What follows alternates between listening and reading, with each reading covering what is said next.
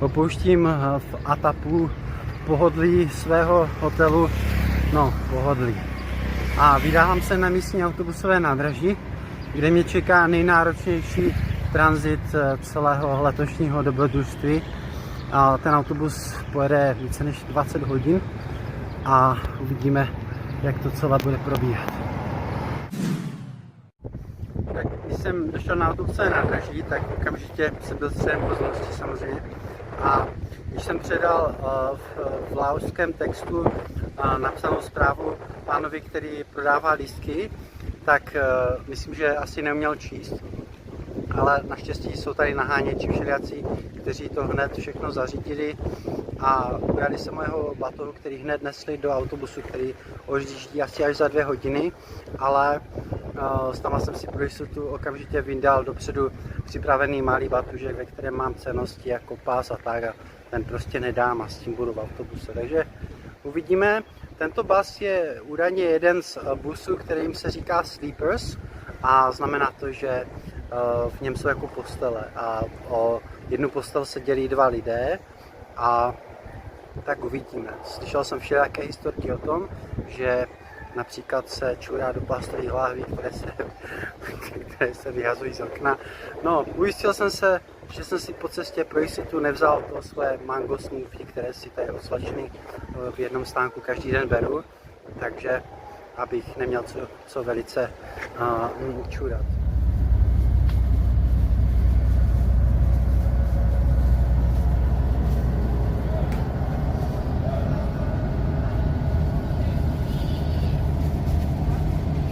Každý si při vstupu na palubu musí zodpovědně sundat svoji obuv a dát si to do plastového sáčku. A většina lidí má po africky typické trepky, jenom já mám tady ty zodpovědné boty.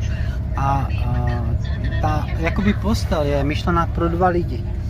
Takže kdyby to bylo jenom pro mě, tak je to v pohodě, ale já tady nezůstanu a budeme tady 2.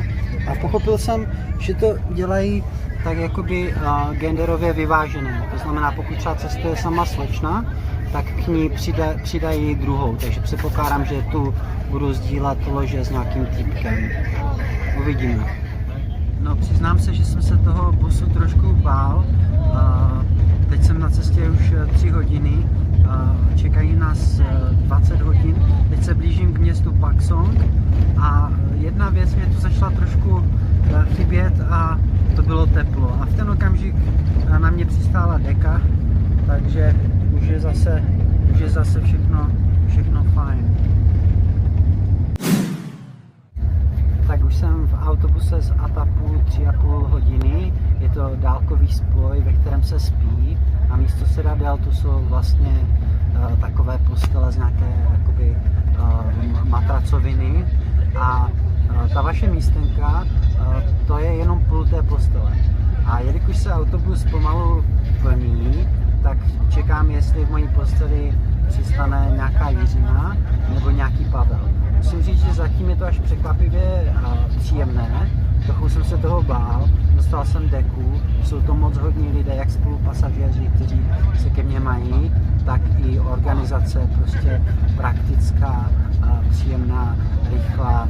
Proběhla zastávka, kde jsme dokoupili svačiny nějaké takže zatím se mi to líbí, ale ještě spousty hodin nás čeká. Za sebou máme asi 3,5 hodiny cesty a čekám, že dalších 17 hodin se budeme pohybovat.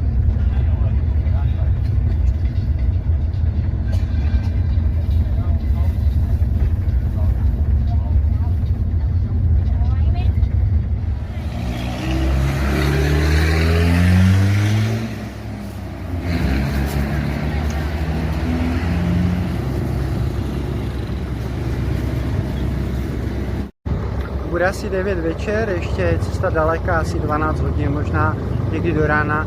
Moc se mi to s místními lidmi líbí a je to hodně poklidné, přátelské a dává to jako velký smysl tady tento typ spacího nočního autobusu. Opravdu jsem z toho jako příjemně překvapen. Samozřejmě, kdybych to lože musel s někým sdílet, tak by to bylo o 50% méně zajímavější, ale pořád několikanásobně lepší, než to, co člověk zažívá v letadlech. A a tak, takže já jsem jako příjemně překvapený a fakt moc poklidné, příjemné a líbí se mi.